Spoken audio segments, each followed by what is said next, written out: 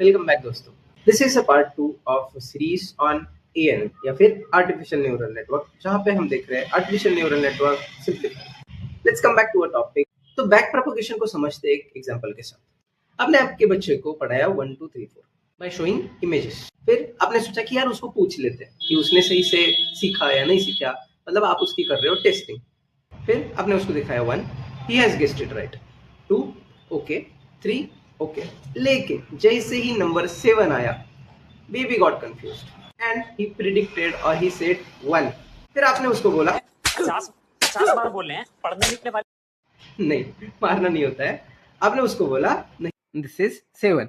फिर उस बच्चे ने क्या किया, सोचा कि यार ये नंबर 2 में भी सेम दिख सकते हैं, लेकिन this is 1 and this is 7।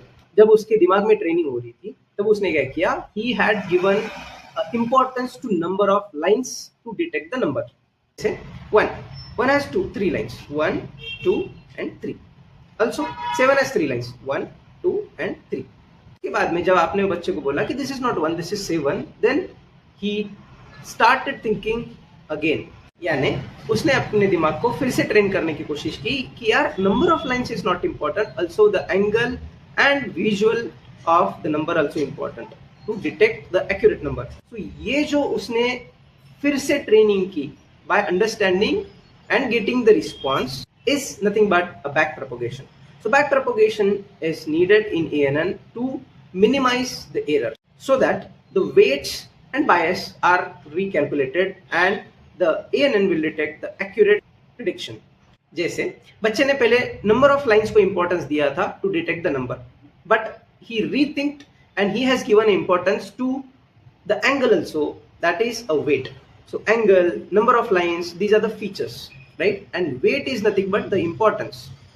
लेकिन कैसे बच्चे को कैसे पता चला कि यार ये रॉन्ग कैसे, ये राइट कैसे? Because your feedback. सेम चीज होती है एएनएन में।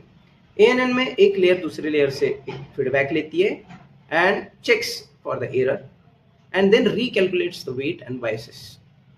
लेकिन कैसे कैसे ये रिकैलकुलेट हो रहे हैं, वेट्स चेंज हो रहे हैं, बायसेस चेंज हो रही है, ये वेट बायसेस क्या है, ये कैसे कैलकुलेट होते हैं, ये न्यूरल नेटवर्क, और हम समझते हैं एक एग्जांपल से, लेकिन नेक्स्ट वीडियो में।